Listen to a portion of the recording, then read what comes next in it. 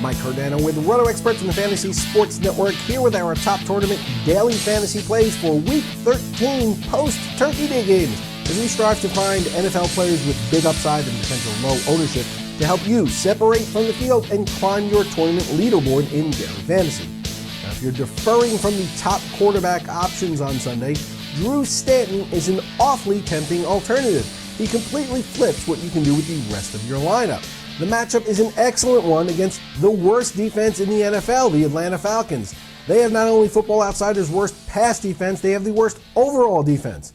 And while I don't necessarily think that Stanton is very good, keep in mind that he's had an incredibly difficult schedule with his last 4 starts against Seattle on the road, Detroit, Denver, and San Francisco.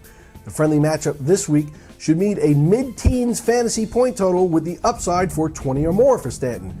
Now, if he hits that upside, not only will he be worth the price tag, but using him will create additional leverage, since you'll be able to fit in stud players at other positions that people using expensive quarterbacks simply can't afford.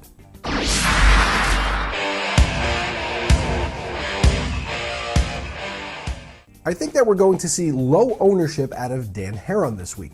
He's certainly not a sexy name by any means, and he's not quite priced low enough to be considered a punt option. On a few of the winning DraftKings Millionaire Maker teams, we've seen users win with low-owned options that are secondary value plays rather than long-shot contrarian plays. Herron fits that bill. With Herron, like with Drew Stanton, we're chasing opportunity more than we are skills.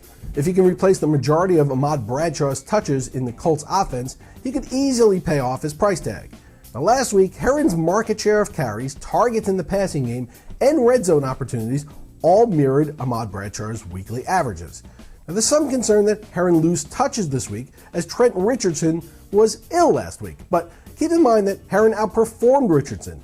Herron gained 65 yards on 12 carries versus Richardson's 42 yards on 13 carries.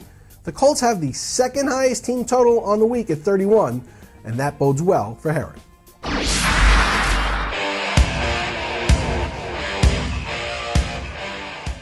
Charles Johnson is a guy that a lot of metrics proponents were hoping to get a shot in the NFL.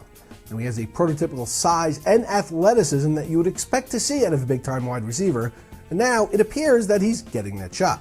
Despite both Greg Jennings and Jarius Wright being active last week, Johnson played 67 of the team's 69 snaps. His 11 targets were 5 more than any other Vikings player, and it was the second week in a row that Johnson led the team in targets.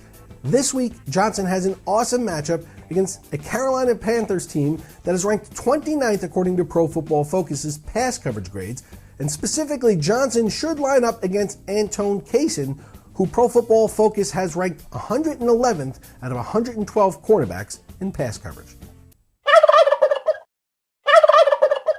Martavius Bryant came back down to earth last week with a 3.1 DraftKings point performance, and his price tag dropped $1,500 because of it. Now, the Steelers are home this week with a high team total of 29 against a bad Saints defense, and we expect him to bounce back in this a favorable matchup. Given that they throw the ball 64% of the time in the red zone, which is the 3rd highest mark in the NFL, there's a strong possibility that the Steelers score through the air multiple times in this contest.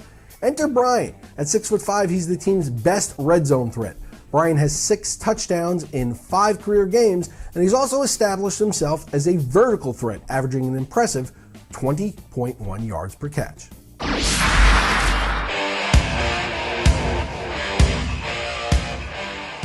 We recommended Charles Clay last week, and unfortunately he missed the game with a hamstring injury.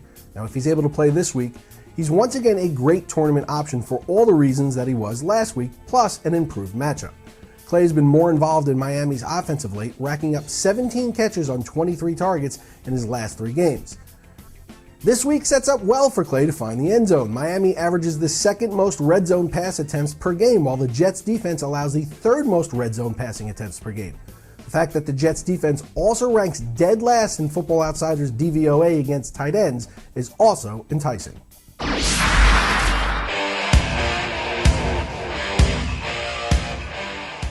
For more in-depth analysis on top tournament daily fantasy plays during the season, head on over to rotoexperts.com and sign up for the Daily Fantasy Football Package. Our experts, Drew Dinkmeyer and Mike Leone, get you ready each week with strategy articles, site-specific cheat sheets, and recommendations that highlight the top value plays each week and send you updated injury information right to your inbox with our lineup alerts feature. Become a member of the Daily Fantasy Rundown team at RotoExperts.com by signing up for the Daily Fantasy Football Package.